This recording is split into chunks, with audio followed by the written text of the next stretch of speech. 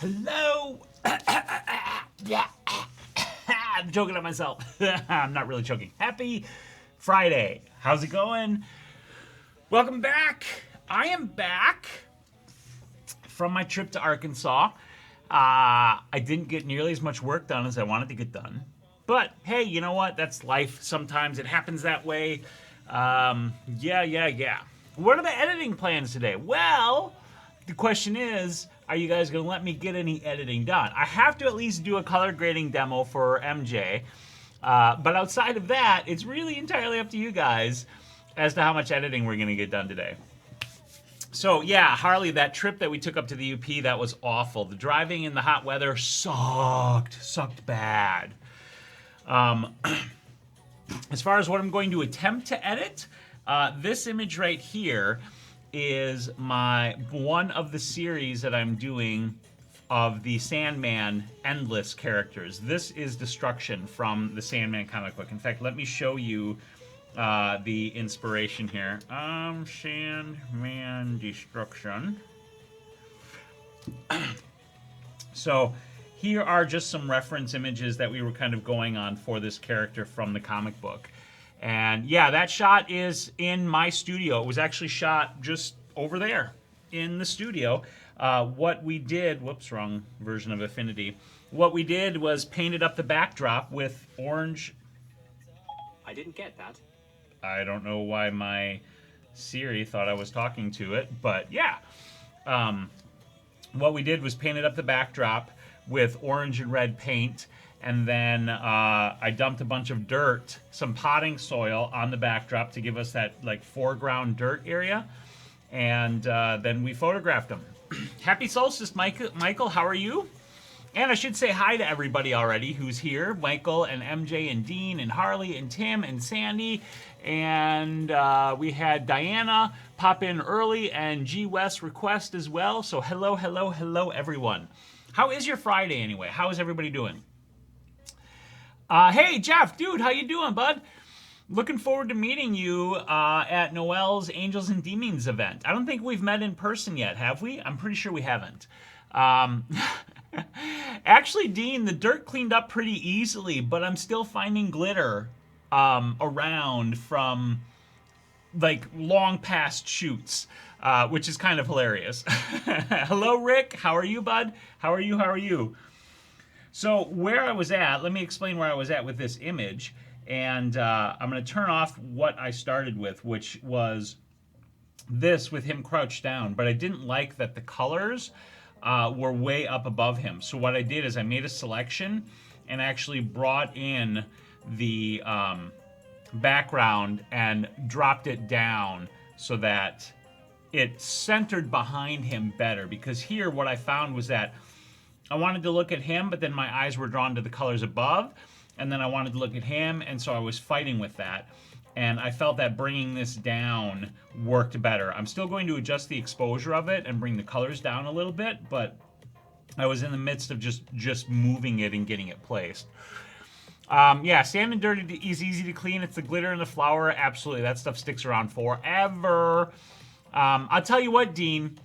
I love glitter. I am a sucker for glitter, and I will use glitter in a photo shoot in a heartbeat, in a hot minute, because I just love it. I love the look you can get from glitter. I think it's fun to work with. I know it's like the herpes of the craft world, but to me, it's absolutely just fun. Yeah, Tim, thank you. That's exactly what I wanted, was the focus on the character himself. Hello, Bella JB. How's it going?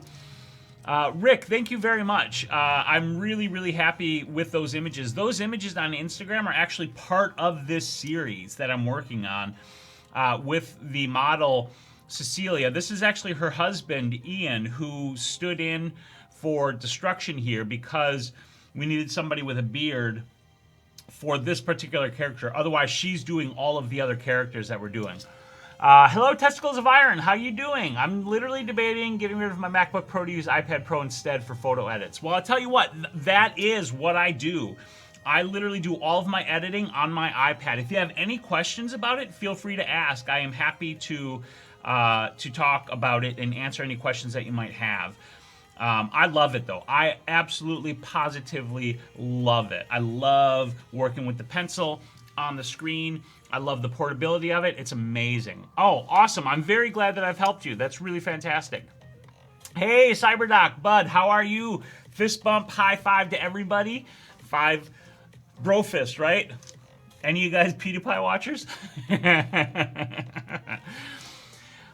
That's awesome, Testicles of Iron. I'm really happy that I've been able to help. So let us actually talk about, maybe do some, I'm going to create a spare channel here and save this selection so that I don't lose it. We'll just call it Ian and Ground. And I'm going to deselect and start working on things. Unless you guys are going to fight me and make it so that I can't edit here. What's the sitch, right? What's the sitch? Brofist is all powerful, much more than the Pimp Cane for sure. Brofist. Awesome, awesome, awesome. So I do want to bring in a curves adjustment, and I want to fix that curves adjustment to just this background. So I'm going to bring that in there. And I just want, this should be a fairly easy adjustment, just want to bring that down a hair like that to make those colors pop a bit more. So that's pre-curves, that's post-curves, and that looks, those colors look way better. Maybe a bit much. I think I'm going to actually take it up a hair. Don't want it to be too intense. There, I think that's a little bit better right there. Would you consider doing a photo review of people's Insta work? Testicles of Iron, yeah. In fact, every Monday, I do a different live stream with my friend Mark, and you're able to submit photos and have us review them and give critiques and feedback. If you're looking for like a review of your Instagram, are you looking for review or feedback on a particular photo, or like looking at your entire Instagram as an example and looking at that as a whole and offering feedback on your feed? Let me know what you're talking about there. I saw you make the one with the model in the box. I'd love seeing you make one in this series live. I can talk about that. Or I'm not talk about that. I can talk to Cecilia about that and see if she's willing to do one live. I haven't done any of these live. I haven't even asked her. But if she's up for it, I'll do it live. Our next one is set for, let me look at my calendar and see when it's going to be. It is next month, I think. Is it in July? I think it actually is until August 3rd. So I have some time. I'll talk to her. And in fact, let me make a note right now so that I don't forget to do this. I'm going to make a to-do item for myself. Message Cecilia about doing a live of Sandman. Okay, that's on my list of things to do. I will ask. No promises. I also still have to talk to Angela. We have to plan our next live shoot. Dean, I know you want more live shoots as well, so it's something that I'm working on. I've kind of pulled back a little bit because I'm trying to sort of just get myself sorted. I'm a little bit what's the right word? I'm not overwhelmed, but I've got a lot of irons in the fire right now. So when with that, I've had to kind of not do quite as many live photo shoots, but I want to start doing them again, so they're not gone. That would be so cool, not necessarily the makeup, but the light and the shooting. Right, exactly, and that's what we would focus on. She's actually generally coming in makeup and basically ready to go, other than having to change.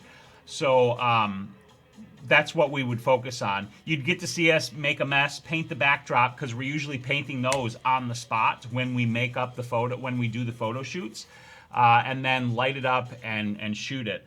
And the lighting on these is actually pretty straightforward, but it's still something I'm sure you guys would enjoy. Yes, Cyberdoc, I'm shutting up today to watch you work. Okay, so what you're saying is you guys want to actually watch me edit today, which means I should stop talking quite so much and start editing. So Testicles of Iron, if you want us to do a review, do me a favor. I don't know if you follow me on Insta. I'm going to pop over there and take a quick look. Where is the find thing? G-O George underscore. Whoops. BIS. All right, I'm not finding you immediately. Let me just quickly photo. There we go. I think I got you. Okay, I just followed you on Instagram, George. Do me a favor and follow me back and shoot me a message. Because we don't typically do like whole profile critiques. But like I said, on Mondays, we do our live stream where we do critique photos that are submitted for critique. So if you'd like to get your photos critiqued, send me a private message on Instagram and I'll let you know how that works. Okay, so let's actually get to some editing here. I'm gonna deselect here. If you guys have questions or obviously anything you want to talk about, feel free to chat it up. But otherwise, I'm gonna put my head down and do a little bit of work here. So I'm gonna deselect because I have the background position where I wanted, and everything here looks good. So let me just double check. My curves look good.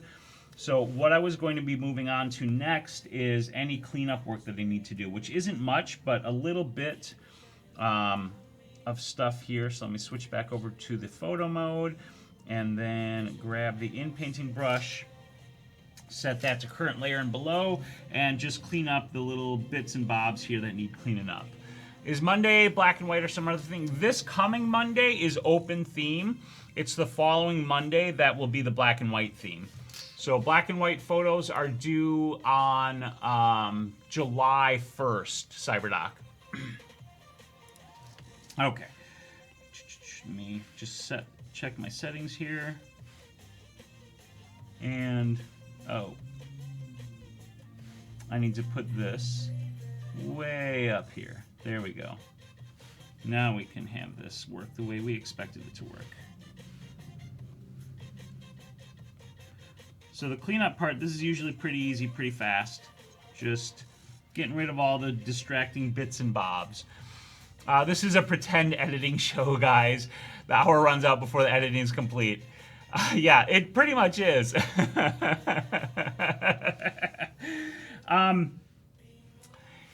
Yeah, I mean, kind of. I am interested in the Hasselblad in passing. I'm aware that there is a new Hasselblad. I literally have no other information about it. I haven't looked it up at all. I don't know the specs. I don't know the pricing. I don't know anything about it. As of right now, I would like to try medium format. I really would, but I don't have any burning desire to change my camera system at this point.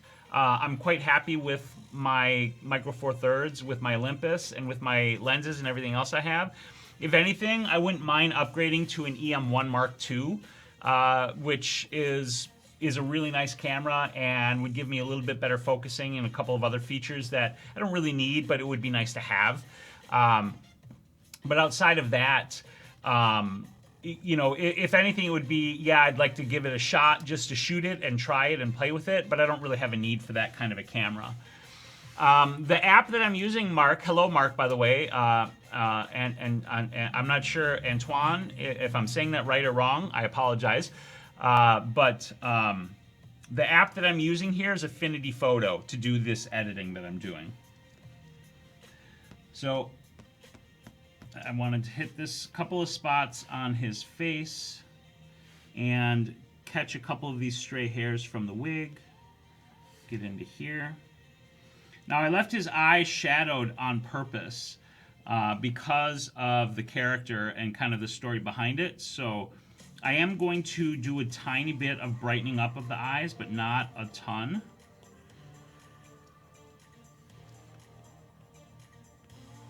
Yeah, it's up to you guys to keep me from editing. So if you want me to not edit, then you gotta come at me some more. Oh, that's his. I think I'm gonna take that out though. His little studs here. I think those are a bit distracting, so I'm just gonna remove those. Have you ever thought of going full frame, and why did you choose Micro Four Thirds? I did think of going full frame. And when I was looking to purchase my new camera system, when I was making that switch, I genuinely did consider full frame. But at the time, the budget constraints I was under were part of the choice. But those weren't as much of the choice as I wanted a mirrorless camera. And at that point, I don't even remember which Sonys were available. But I wasn't happy with any of the Sony options. I mean, I know they're fine cameras, but I've mentioned this before in the past, and things may have gotten better. But at least at that time, I didn't care for the experience of using those Sony full-frame cameras. And so because of that, I decided to go mirrorless. And I was going to get a Fuji. I was going to get the XT1. I had actually bought the XT1. And at the same time, I had borrowed the Olympus EM5 Mark II to do the review video that I wanted to do of that camera. And what ended up happening is, even though I had actually purchased the Fuji, I found myself enjoying and using the Olympus more than the Fuji that I had bought.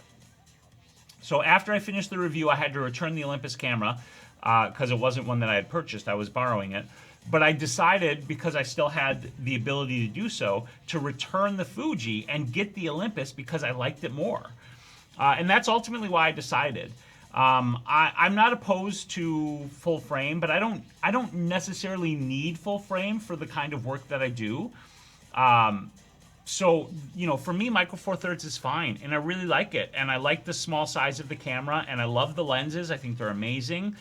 And if anything, like I said, I'd go for the EM1 Mark II to get the extra 4 megapixels of resolution, which isn't really a big deal, but I wouldn't mind having that. And I'd like the improved focusing system that the EM1 Mark II has, particularly now that Olympus just updated the firmware.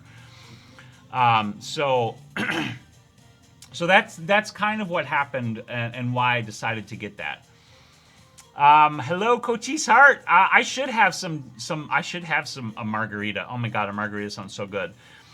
Sony's make great images, but the UI sucks. Exactly. That's kind of how I felt about Sony cameras for quite a long while. Is their UI just isn't, to me, I don't like it at all. Some people love it, and that's fine. I don't like it at all.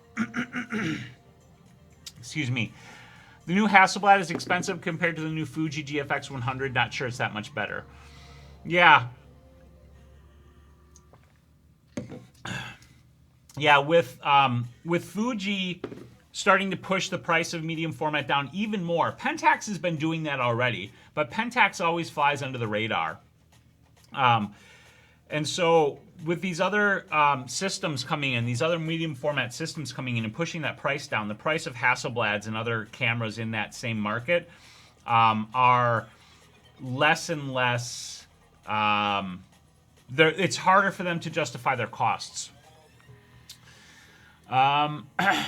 Testicles of Iron, do you work for Huawei? That's amazing. I think Huawei is awesome. You mostly shoot with flash. I was thinking it may be somewhat easier for me, a learner, to shoot with constant light, something like the Godox SL 60 watt CRI. Okay, let me look up this light first of all, Rick, and then I can address your question as to whether or not it's easier. Mark, this is the iPad Pro 12.9 inch that I'm using. And I love it. I absolutely love it. You don't have to have the 12.9 to do the work that I'm doing, but because this is my editing computer, I went for the best that I could get, which was the iPad Pro 12.9 with the 1 terabyte of storage. Hello, Flavio. How are you? Yeah, the GFX 100 isn't exactly cheap, but relative to like Huawei or something like that, or I'm sorry, Huawei, Hasselblad, or you know, some of these other like $30,000 medium format camera bodies, it's significantly cheaper. So let me look up this light you were talking about here real quick.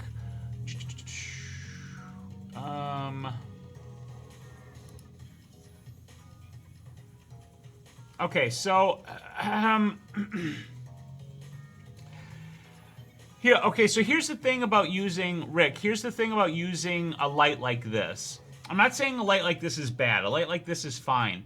But the thing about using lights like this, which are continuous lights, is that you have less ability to separate the ambient light from your photo. So the huge advantage in Flash is that you can control for the ambient light and cut that ambient light out entirely if you want to do so, and then use your flash to entirely illuminate the photo.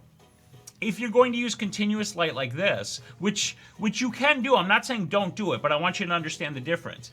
If you're using continuous light like this, then when you go into a particular situation, the ambient light is going to be part of your shot because you are using continuous light. And if you don't like the ambient light, you're still going to have it be part of your photo unless you can quite literally turn off the lights, right? So like if you're in a studio space where you can black the space out entirely so that only your lights are the lights that are lighting the scene, then you can achieve the same sort of control as you can with Flash. And in fact, the photographers in the past, before Flash photography became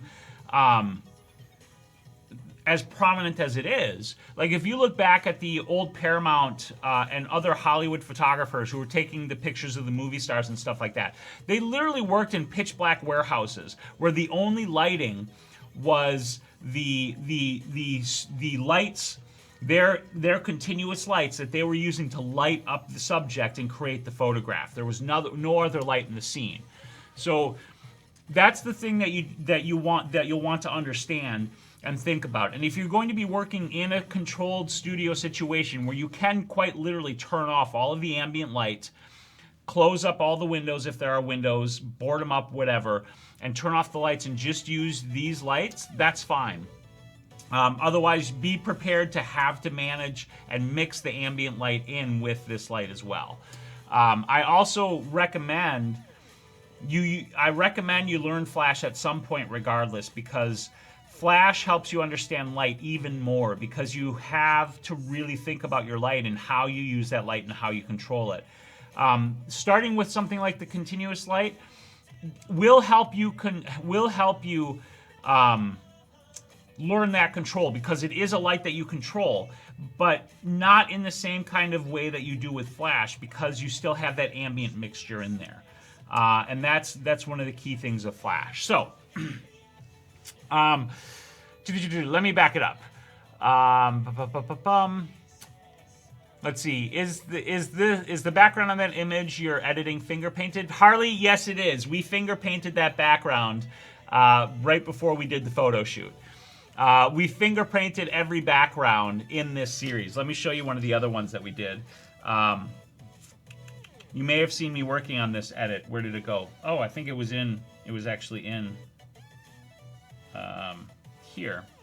Yeah, right here. Here's another background that we finger painted. This is Cecilia. She's the model. Yeah, Flash also does make the shutter speed irrelevant as long as you're at sync speed. Word on the street is that B&H warehouse workers still work in total blackness with no union representation. Yeah, which is kind of a shitty situation, quite honestly. Yeah, MJ, thank you, Dean, for the answer, for the response to that. This is Affinity that I'm using. This is my Photoshop replacement.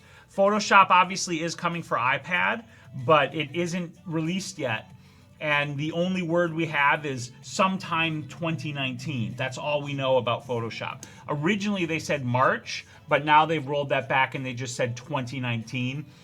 I'm hoping we see it sooner rather than later, but I have a feeling it's going to be like December before we see it. Okay, so I've got my cleanup done.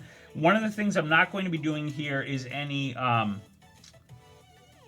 skin softening, so I'm moving right to the dodge and burn stage now.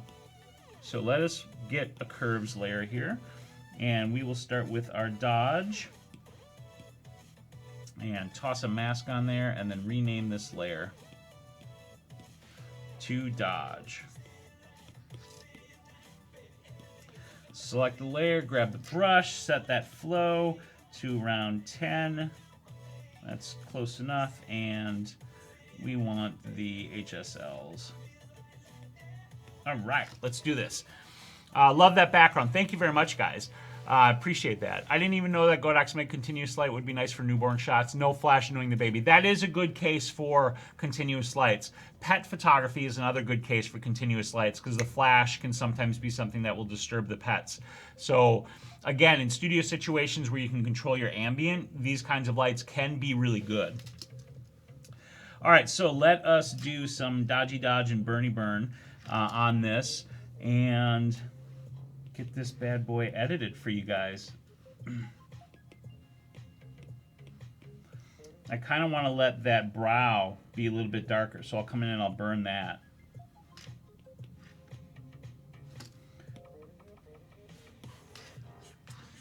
All right. This one will take me a little bit longer to edit, to dodge and burn, because there's going to be a fair amount in the hair and in the beard that I'm going to need to hit. All right, so I should make this brush bigger. I'm just hitting everything else before I get into the hair, which will be where I spend most of my time here.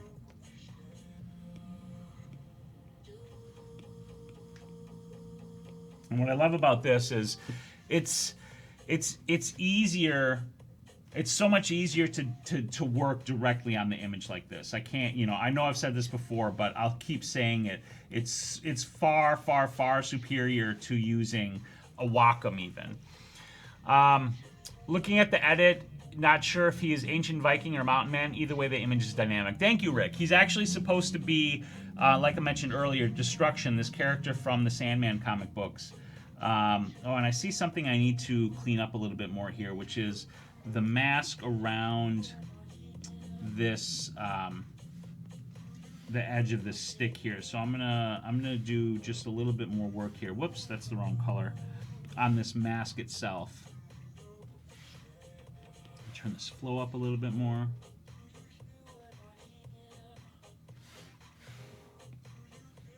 Just to clean this up a hair.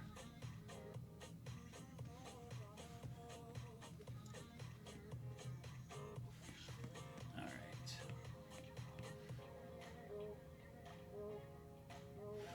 There's a little bit of haloing there, so I'm just trying to reduce that haloing and clean up this edge here.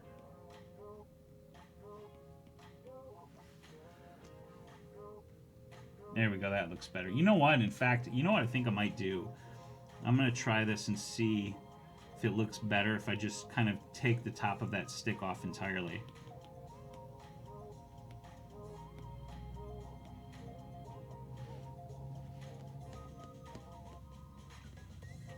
I think I'm gonna like it better that way. So I need to do the same thing on that curves adjustment as well.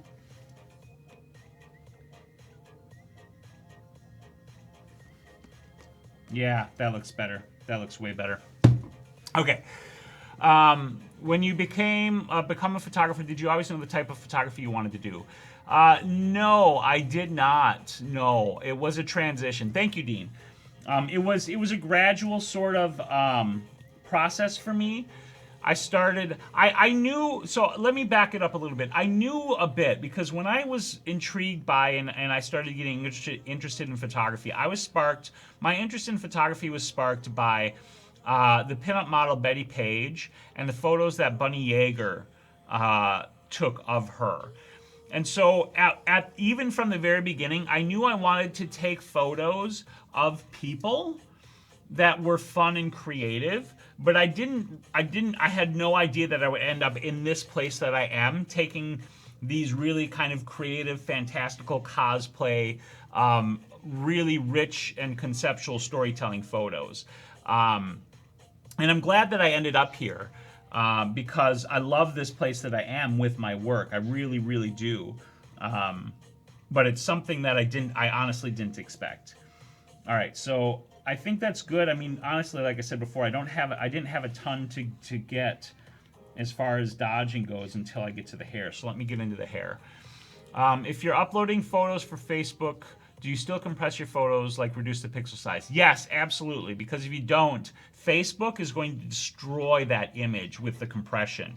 So before uploading an image to Facebook, I always export it as a JPEG with the longest edge of the image at 2048 pixels. That is the optimum size to upload to Facebook so that it doesn't do a ton of compression on it. It still does some, but that's the way to get Facebook to do the least compression and to show the image at the best quality you can get on Facebook.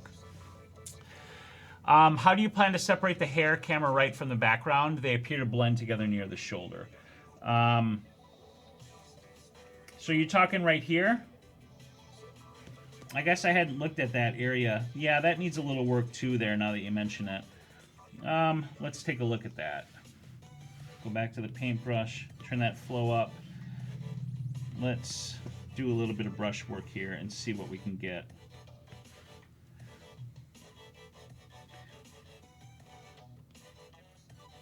Yeah, I see what I'm missing here. All right.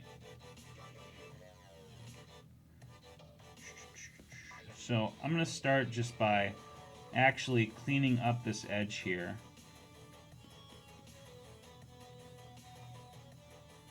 The nice thing is the orange of the hair basically blends with the orange of the background anyway, so it kind of fixes itself, honestly.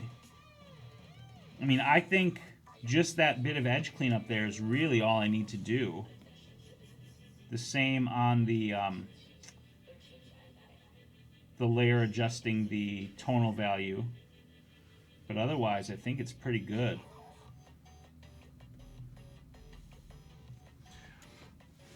How do you like your new on-camera appearance, clothing with suit and all? For me, it demands respect, a professor, and not so much a buddy. Oh, no need to apologize, Dean.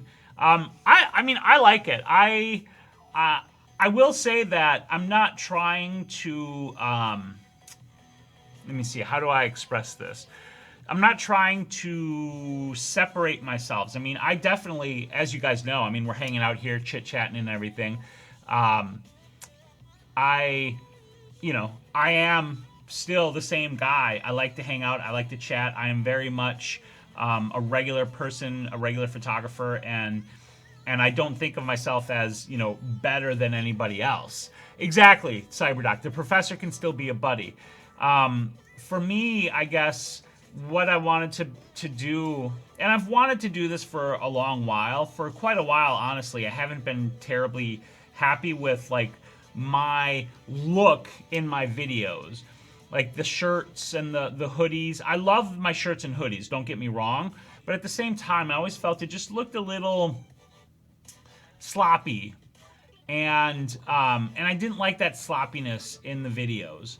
And so when I started working with Zara, this all kind of happened as an accident, honestly, to be perfectly honest. Because when I was working on coming up with the image for the Business Wind-Up podcast that we do, Zara sent me the photo of her by the window holding the wine glass, and she was dressed up in like a business kind of casual outfit for her. And I felt like I had to rise to that level in order to create a dynamic image that would work for what we wanted to present in that podcast and in the Business Wind-Up and in the live stream. And so, I had I had this suit coat and everything already. I had never worn it. But I decided, okay, I need to get this out, and I need to, I need to turn that down. I need to wear this, and I need to present the same kind of look for our branding for Business Wind-Up. And when I took that photo, I was, quite frankly, flabbergasted by how I looked. In a good way. I was like, holy crap, I look really good like that. And I immediately knew that I wanted to try that in my as my look in general. And I do feel that it separates me a little bit from the rest of the photography YouTubers who generally are also, more relaxed, t-shirt wearing kind of people. And that's not a criticism of any of those people at all, like in any way, shape, or form. But I feel like it does separate me a little bit.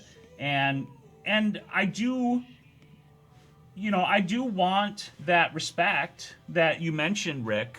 But I don't want that respect just because of the clothes I'm wearing, of course. I also want that respect because I make good videos and people respect me for that. But this can help with that too. I mean, appearances do make an impression and do have an affect on how people, an effect. I think I used affect wrong then. They do affect, your clothing does affect people and how they, how they perceive you and how they respond to you. And I still try to keep it casual, I mean, I'm wearing my blue jeans. I don't have any socks on. I don't even have any shoes on. Obviously, you guys can't see that, but and I'm still, when I have good bloopers to show at the end of my videos, I'm still going to show bloopers because I'm a human being, and I'm still going to be, this person that I am, happy to chat with people and happy to talk about photography and enjoy this thing that we love so much together. This spot here on the mask needs a little bit of work as well. This I missed. Obviously, I wasn't paying as much attention to the work that I was doing on the mask as I should have been. So that right there, I think, handles that pretty well.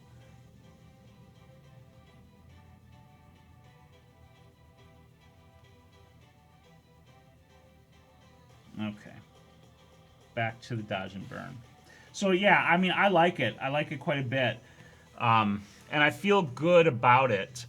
Because it does make me feel better about myself too. I mean, I'm a human being. I struggle with self-esteem and body image issues, and I like the way I look in this better than I like the way I look in just a t-shirt. So that's part of it as well. It does help with with me personally and with my self-esteem, and that's something that anybody can use a boost to their self-esteem, right? I mean, who doesn't want to feel good and look good? Let's see. The suit jacket image ties your online presence together all across your platforms. Zara's been teaching you personal branding, hasn't she? Yeah, I mean, yeah, you're absolutely right. That's also part of it, and that's part of the reason I decided to bring it into my videos and live streams and whatnot, is because it will and it does tie it all together, and that is something that Zara is helping with. Absolutely. She's great. I'm so happy that Zara and I connected and have started working together. I mean, it's been just absolutely fantastic friendship that we're developing, and the stuff that I'm learning from her and that she's learning from me, because we're helping each other out. She's not as good on the tech side of things, which is where I excel. I'm not as good on the business side of things, which is where she excels. So together we complement each other well, I think, and we're able to use that to help other people as well, which I'm just really excited about. Hey, Emmanuel, how's it going? I think it looks dope. 10 of 10. Thank you very much, Testicles of Iron. I appreciate that. I really genuinely appreciate that. That means a lot to me. That's awesome. Thank you. I'll be wearing it when we are in Chicago for ClickCon in August, which I'm pretty excited about. I'll be teaching at ClickCon. I've got 4 different classes that I'll be teaching. That's going to be a ton of fun, and I know several of you are going to be there, or at least I know several viewers of my channel are going to be there. I'm not sure if any of you guys that are hanging out here specifically are going, but it would be awesome if you were, because I would love to hang out. Yeah, dodging and burning like this can take forever if you start to get lost in the weeds, so you got to be careful with it. I know I've mentioned this before too, but it's also really worth doing a good dodge and burn. I am going to show you guys, I'm going to show you a dodge and burn trick that I've started using. I learned about it a long time ago and kind of forgot about it, honestly, until I was doing some research for my for a video that I'm working on dodging and burning. And I decided to share it in that video, although the video is not done yet. Won't show wife the jacket. She loves a man in a suit. That's awesome. Manuel, I'm doing great. Thank you for asking. I hope you are doing well. Okay, so this is just the dodge. I'm going to come in here and get the beard, and then we'll switch to the burn. What time is it anyway? 12:41. Ooh, all right. So if I haven't gotten to that point yet, at 10:02, you guys remind me that I need to do the color grading demonstration for MJ. So don't let me forget to do that. We've got about 9 minutes before I want to make sure I do the color grade. So that's up to you guys to make sure I don't forget. I should be done, though. I should be able to get the burning done within the next 10 minutes so we can do that demo. Yeah, I'm going to make that video. Cyberdoc, that actually, my plan, my goal had been to have that dodge and burn video ready for my channel for yesterday. But obviously, as you may have noticed, there was no new video on my channel yesterday. And that is because the recording, let's just say the recording for that did not go well at all. Like, it went very, very poorly. So much so that I'm literally going to be trashing all of the video that I recorded and starting over to make that video. Oh, quick question. Have you guys at all noticed any flickering of the iPad screen in the stream? I changed how I'm connecting my iPad to my computer for these streams. I've got a new cable that seats more securely. What I was using was this hyperdrive dock, and I think the hyperdrive dock was moving just enough that it was causing connection issues and flickering. Now I've got a direct cable connection. Okay, no flickering, that's awesome. That makes me very happy, because when that was happening on Monday during the Blab, I was not amused when I saw that flickering going on. I was pretty upset by that, honestly. Okay, so this looks pretty good for a dodge. Let me just make sure I got the whole beard. Yep, that looks good. All right, let's do a burn layer now. So once again, new curves layer, and whoops, here we go. New curves layer. There's a new curves layer, and darken that bad boy down and rename it burn. And then dump a mask on this layer and get to go. There we go. Back to the brush. Okie dokie doke. Okay, no flickers, no flicker, no flickery. Excellent, excellent, excellent. The cable I got. So part of the reason I was using this dock is, of course, the iPad just has the one USB-C port. And with this dock, I've got HDMI, and I've also got, crucially, power in, which I needed because over the course of an hour, if I'm outputting video from the iPad that entire time, that drains the battery quite a bit. So I needed power as well. The HDMI cable I bought to test today has a power port on it. So I can still charge and stream, but I'm not using something that has a flakier connection because of the, just, you know, this being kind of a big thing and whatever. Hello, I love, how are you doing? How are you doing? Okay, paintbrush, everything else is good. So let's get, I almost forgot to do one thing on the dodge, which is to come in here and just do a quick dodge on the eyes to brighten up the pupils and the whites of the eye a little bit. And then while I'm here immediately, I'll do the burn on the darker, on the, not the pupil, the iris and the white is what I was brightening. And what I'm darkening is the rim, and I want to darken these shadows a little bit too, because we want that kind of darkness in the eye in general. All right, let's do this right here. And make that smaller to catch the outer rim of the iris. And then, whoops, emphasize that shadow. And emphasize a little bit of that shadow on the brow as well. And this little wrinkle right here, I want to emphasize that up a little bit too. So we're going to darken that just a hair. Just to capture that, just to give it a little texture, a little bit of depth is what we're doing here. Hey, Subvids, how are you? Hello, hello. Welcome, welcome, welcome. And then we want to catch the sides of the nose here. And a little bit right here. Catch that a little bit more. Yeah, with the dodge and burn. So, Cyberdoc, quick question. And Tim and everybody else who's curious about dodging and burning. The question I have is, like, what do you need to know about dodging and burning? Do you need to know, A, the actual, like, setup of the process? Like, the step-by-steps of, this is what I do to make dodging and burning happen in my image. And or B, like the actual sort of theory behind dodging and burning. Like, what do you dodge and burn? Why do you dodge and burn it? Or both of those things. So let me know, like, which aspects of it are the parts that you're struggling with. Or again, if it's both aspects of it. Because that'll help me refine the video as well.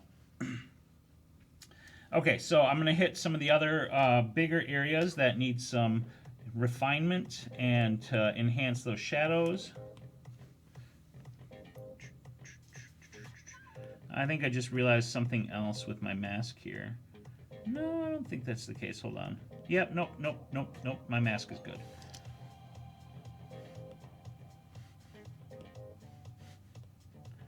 All right.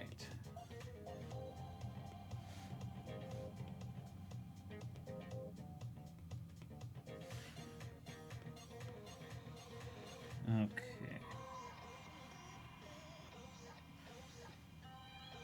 I'm going to come back here to the dodge and just quickly hit the top of his knee here.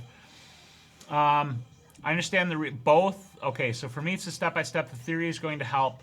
I understand the reasoning behind it, though I definitely could learn more. There are a number of different ways to D&B. I'd be interested to see a video comparing, contrasting the different methods and talking about the pros and cons of each. Harley, that is literally the video that I was working on for Thursday. That was such a shit show as far as my recording goes. Imagine doing all of this after a wedding shoot. Yeah, not fun. That's a lot of dodging and burning. Like, lots and lots and lots of dodging and burning. I'm going to make sure I'm on the burn layer. One of the reasons I'm not a wedding shooter, although with weddings, you don't necessarily dodge and burn every single image. That's like wedding photographers approach their editing in a different fashion than somebody like myself, who is crafting a smaller number of images out of a shoot versus going with the relative volume of a wedding. Not that, I mean, weddings obviously have more photos, but they're not... Even wedding photographers try not to go for the overkill, You don't want to overdo it with your images, because if you do, you start to take away from what those images have to offer. Because it just gets to be overwhelming is what ends up happening. Alright, so now we got to go and we got to darken. We got to burn, burn, burn. How am I doing for time? Ooh, I got like 2 minutes. Okay. So let me try to burn quickly here.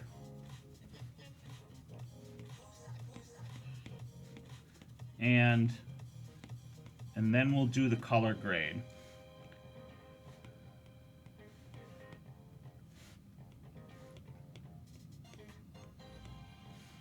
All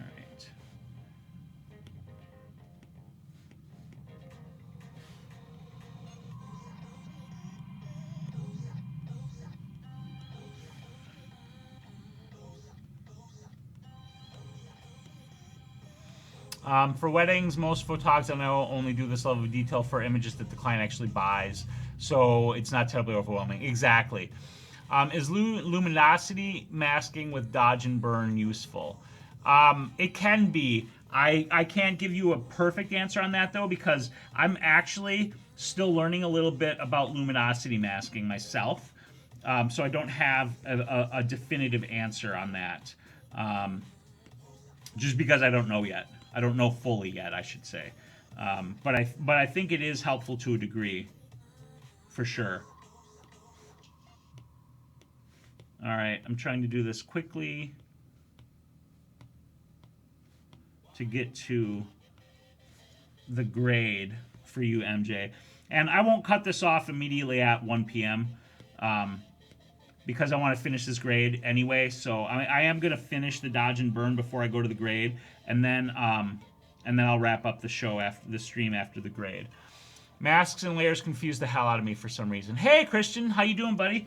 I can definitely do a video just talking about masks and layers.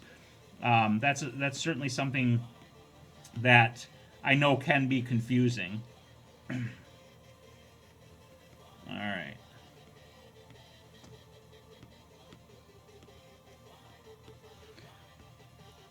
By the way, what's everybody got planned for the weekend? I'm going to be working on videos. On Saturday, though, my wife is recording her new podcast with her friend. They are doing a book review podcast, which is going to be awesome. So if you're into books, keep an eye out on my Facebook for that, and I'll be pimping out her podcast once it goes live. Tonight we got our friends coming over for our usual Friday Night Magic game, which I'm super excited about because we didn't get to play last week since we were driving.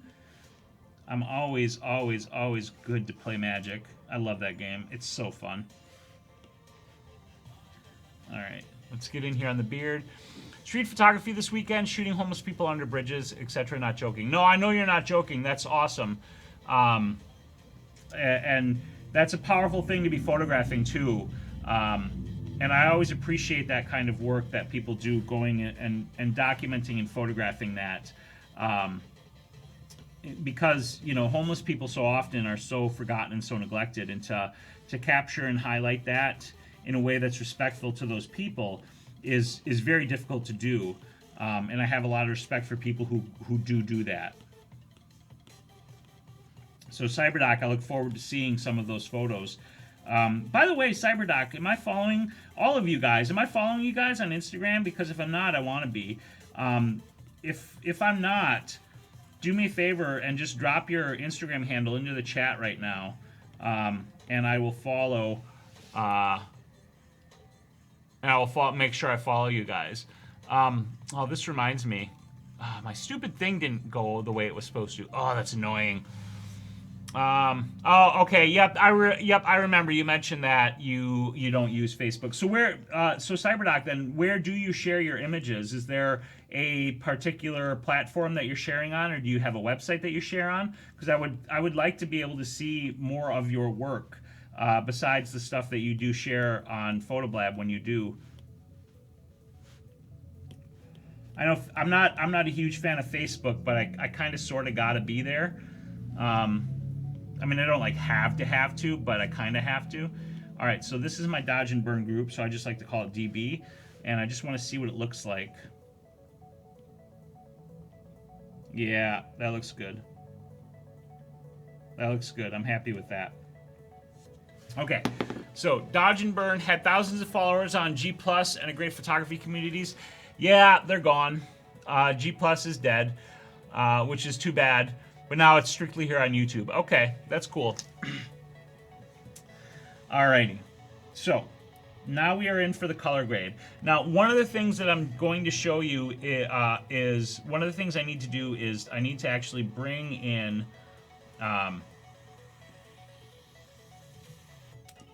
one of the grading layers from this image here, because I want a consistent look across these images because they are part of a series.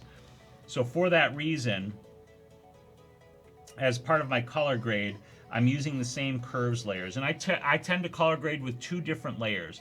So I'm going to paste this layer in because this is ultimately the grading layer that I'm going to use. But I am going to create...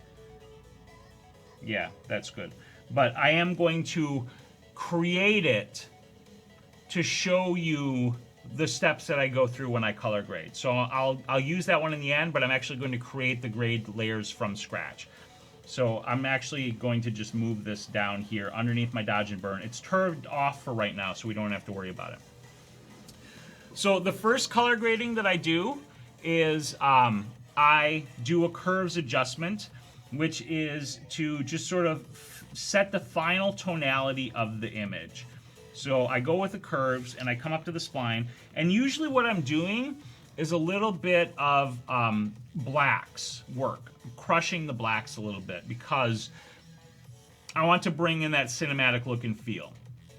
And one of the things that you want to do when you're color grading in general is have a certain amount of consistency across your work, because if you have a wildly kind of, you know, inconsistent look to your work, then it doesn't help you in creating a unified body of work. But that being said, you know, you should do whatever feels right for a particular image. So what I tend to do is I bring in the curves layer and I set a few points as anchors. And these anchors here are just to keep the rest of the curve spline in place. Because really all I want to do is take the black, the darkest of the blacks, and I want to grade them by crushing them and lessening the contrast in those black areas. So the first 4 points are all anchor points, and the last point is the point I actually want to move by pulling it up. And when I pull it up, particularly here, if you look in the, it's harder for me to see because I have these lights shining on my screen. But hopefully you can see the difference between the blacks here in the shadows with that off and with this on. You see how this is called crushing the blacks, where you lessen the contrast in the blacks there. So that's step 1, and that gives you a bit more of that cinematic look and feel just by doing that. And then I use a gradient map to do my actual color grading. And gradient maps, what they do is it's a gradient mapped across your image, a gradient map. So what you have is, over on the left of your gradient, that is the darkest areas of your image, your blacks. And you can tell because if you look at the image, the shadow areas that we were just looking at on his pants, those are all red right now, right?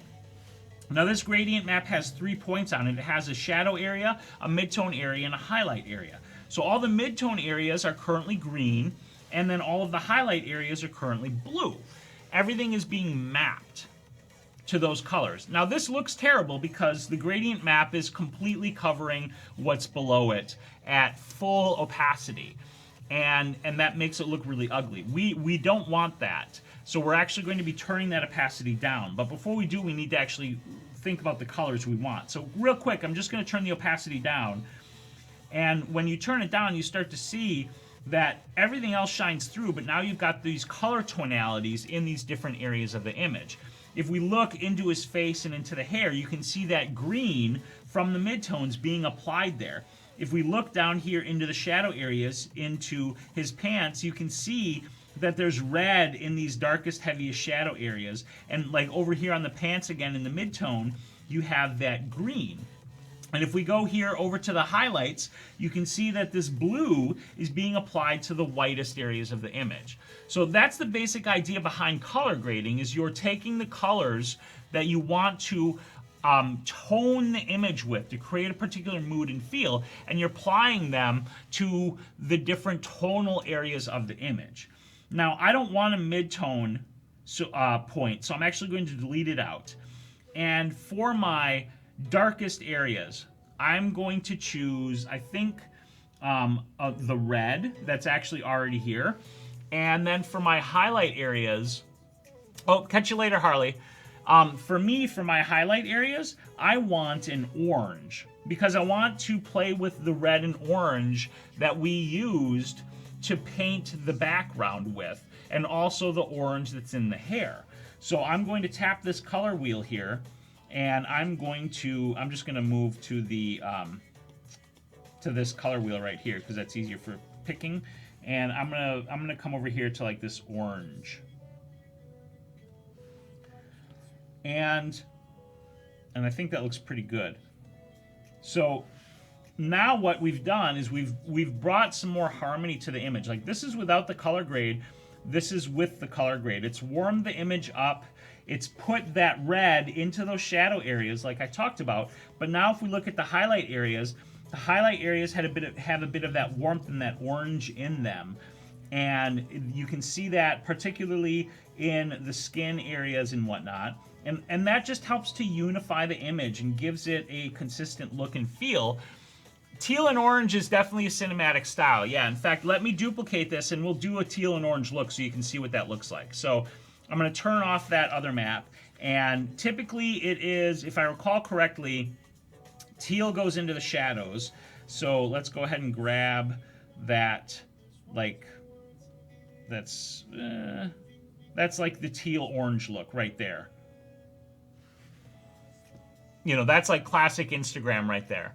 And, you know, that's a fine look if you like it. I personally think it's a little bit overused because, like, everybody and their brother uses it on Instagram. And they're also usually pretty aggressive. So you're often going to see an image that looks like this with, like, a really, really heavy grade on it.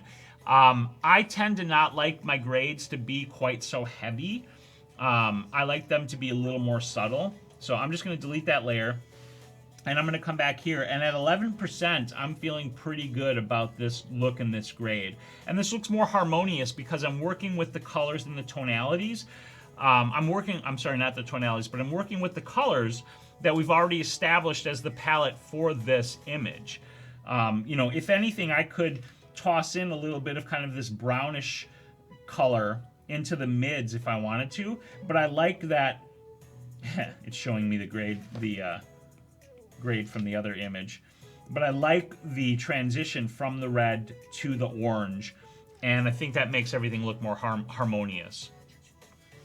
So that's what I do for my color grading. There are additional let me rename this real quick before I forget. There are additional tools you can use for color grading. An example of them is the color balance tool. Where is it? Here it is right here. So like with the color balance, what you're doing is I'm using the beta of Affinity Photo, and it appears to be acting a little bit funky because it's not changing from the gradient to the color balance tool. It's not changing from any. Let me save this and then let me restart Affinity, and hopefully that'll trigger trigger things to work properly. Because again, this is a beta that I'm using here.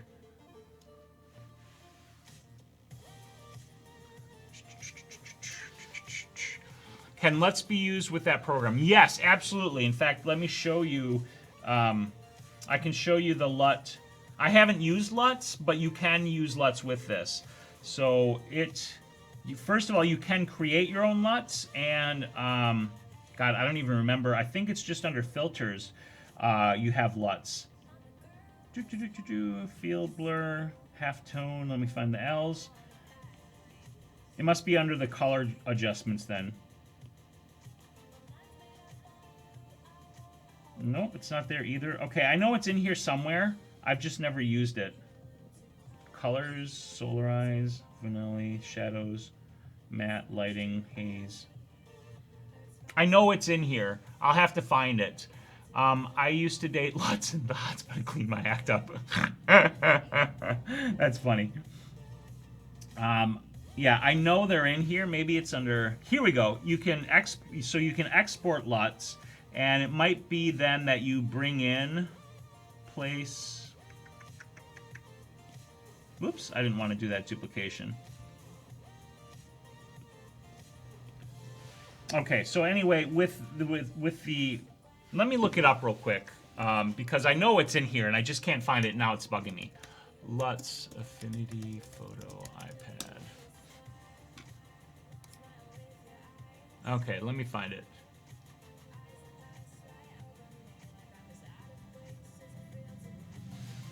One of the adjustments in the adjustment studio is LUT. So it's supposed to be in here, so I was right, but I don't know where it is.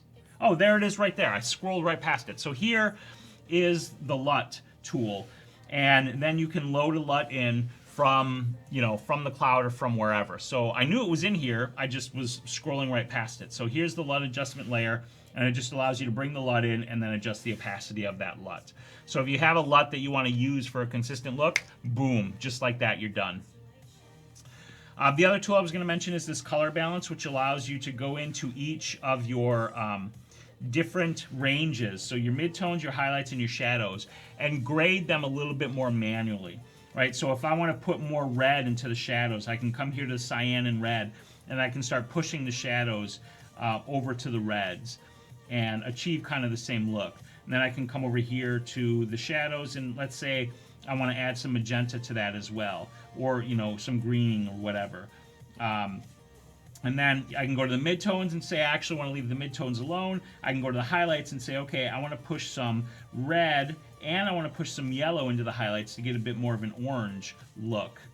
And sort of manually color grade it yourself. So that's another way that you can go about color grading. But I like using the gradient maps because to me, they're easier to use and I like the look that I get with them. I gotta stretch my leg here. Okay. So this looks, I'm really happy with this, so I'm going to save this. I like to save the history, and we're going to export this as well. So we're going to put this under Affinity Originals, and we're going to put it in with Cecilia because that's her husband, and that's where it belongs. And then we're going to do another export as a TIFF to get this over into Lightroom. Portland would be a godsend compared with Brooklyn. What a drastic change.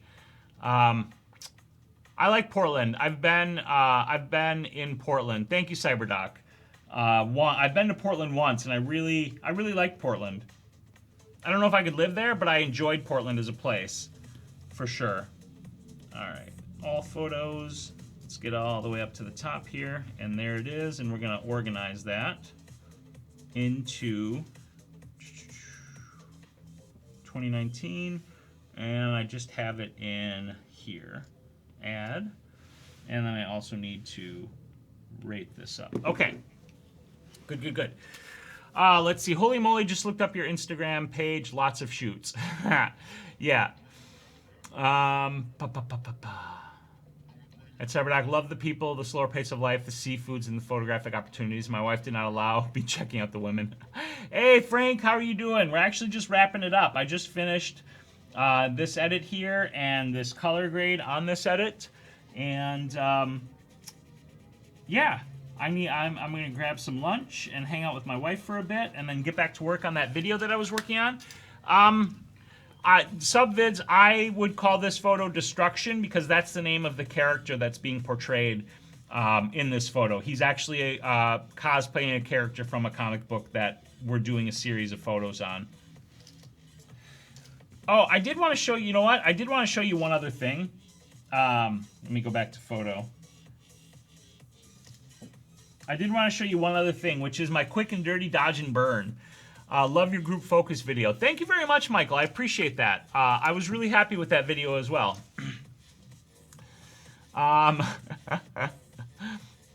Thank you, CyberDoc. I really appreciate that. I'm glad to be part of your photography journey, and everybody else's too. That is part of this community. I feel blessed to be sharing this thing that we love with you, this experience of photography and of creating images of things that we love.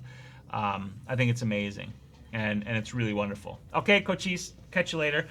You know what? I was gonna show you my quick and dirty dodge and burn, but I'm gonna save that for the actual video that I'm going to make for my channel because I think you guys will like that. So with that, I'm gonna wrap this up for the night.